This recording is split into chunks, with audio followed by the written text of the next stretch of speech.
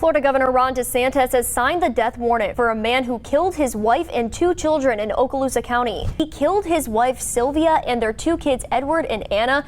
Edward J. Zakrzewski II is set to be executed at 5 p.m. Central Time. 6 p.m. The curtain rose. 6:01 p.m. The witnesses watched. Edward Zakrzewski lay strapped to a gurney. A white sheet covered his body. 3 drugs waited. 1 to sedate, 1 to paralyze, 1 to stop his heart. Florida's 9th execution this year, a new record. Let's begin the last 24 hours of Edward J. Zakrzewski. Union Correctional Institution, Florida State Prison. The morning shift guard turned the key. Edward Zakrzewski was already awake, sitting upright, back against concrete, staring at his hands. The same hands that held his children, the same hands that killed them. He didn't sleep much anymore. When he did, the dreams came. Sylvia's face, Edward's small voice, Anna's laughter, then the blood, always the blood. But today wasn't about remembering. Today was about ending. The cell felt smaller than it ever had, air thick with finality, walls pressing in. Outside these walls, Florida was making history. 9 executions in 1 year, a modern-era record. Zakrzewski would be number 9. The same room, the same gurney, the same end. The corridor was quiet. Footsteps echoed on polished concrete. Someone was coming. The prison never released the name. 1 visitor, identity protected. A guard appeared at Zakrzewski's cell, unlocked the door. No words exchanged. Zakrzewski stood, followed down the hallway, through secured doors, to the visitation room, reserved for death row, for final goodbyes. Thick bulletproof glass divided the space. 2 chairs, 2 phones. A barrier that couldn't be crossed. Zakrzewski sat on his side. What gets said in the final hours? The prison doesn't record these moments. Privacy in death. Time passed. How long exactly, the records don't say. The conversation ended. The visitor placed a hand on the glass. Zakrzewski did the same, palm to palm, barrier between. A brief moment. Then the visitor stood, walked to the exit. Gone. Zakrzewski was escorted back. Nothing more, nothing less. That was all the world would know. His mind slipped backwards, the way it always did when time ran out. June 9, 1994.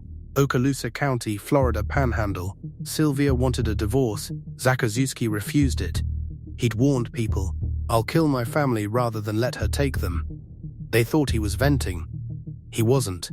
That night, the garage, the crowbar, came up behind her. She dropped, gasping, rope around her neck, pulled tight. Still, the children heard. The machete from the garage, for yard work. Edward ran. Anna screamed. The blade fell. Again, back to Sylvia. Though she moved, wasn't sure. The machete again. Certainty. 3 bodies, 1 night, gone. The memory dissolved, but it never really left. He reached his cell. The guard opened the door. Zakrzewski entered. The door closed behind him. Moments later, footsteps approached.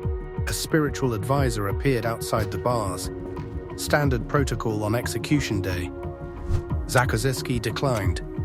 No last rites. No confession. No prayers. Whatever peace existed, he'd find it alone. The appeals were finished. July 22, 2025, the Florida Supreme Court denied his petition.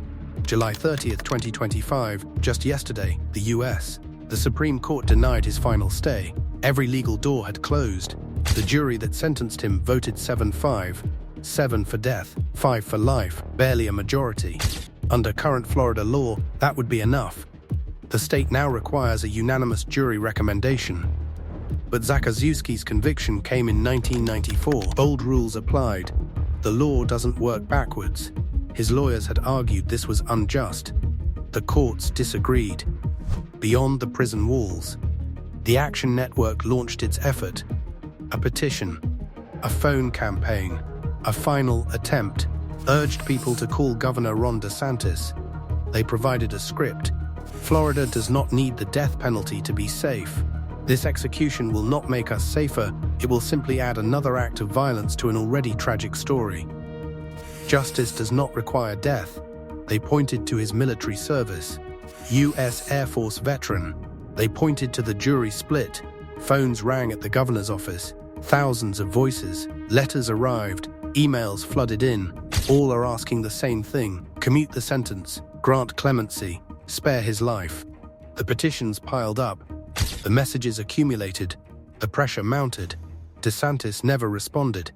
Inside the prison walls, Zakrzewski knew the reality. Florida governors don't grant clemency. Not since 1976. Not once. The execution would proceed. The tray slid through the slot, different from the others, larger. His choice. Zakrzewski looked at what he'd requested. Fried pork chops, still warm. Fried onions, potatoes, bacon strips and buttered toast. A plastic cup of root beer. Ice cream in a small container. A slice of pie and a coffee. His last meal, the last thing he'd ever taste. The death chamber was prepared. Clean. Sterile. Spotless. A gurney in the center. White sheet folded neatly. 3 corrections department staff in dark suits. All ready. 14 witnesses were escorted in, plus media reporters, plus prison staff. No members of the victims' families spoke to reporters. They came to watch, not to talk. The protocol was precise. 3 drugs. Administered in sequence. First, a sedative, to render him unconscious. Second, a paralytic, to stop his breathing. Third, potassium chloride, to stop his heart. Florida had used this method all year. 8 times before. No complications reported. Efficient. Clinical. Final. The curtain rose. Zakrzewski lay on the gurney, strapped down. A white sheet covered his body. His face was visible. Calm. The witnesses settled into their seats. Some sat forward. Some leaned back. All watched. Zakrzewski looked at them, then spoke. "I want to thank the good people of the Sunshine State for killing me in the most cold, calculated, clean, humane, efficient way possible. I have no complaint." The words hung in the air. Sarcastic, bitter, resigned. Then he quoted from a poem. The title was never released. The words were never recorded. Just Zakrzewski's voice. In a quiet room. One last time. The drugs began flowing. Zakrzewski's eyes stayed open for a moment, watching the ceiling. Then he began breathing deeply, deeper, heavier, slower. 3 corrections department staff in dark suits surrounded him. One of them shook Zakrzewski by the shoulders, shouted his name. No reaction. Then he was still. The room fell silent. No movement. No sound. Just stillness. Edward Zakrzewski was pronounced dead, approximately 10 minutes. From the curtain rising to the end of a life, the witnesses filed out. No statements to the press, no interviews. What do you think? Did 1994's law deliver true justice? Or should today's standards have saved his life? Let's talk in the comments. And subscribe for more stories like this.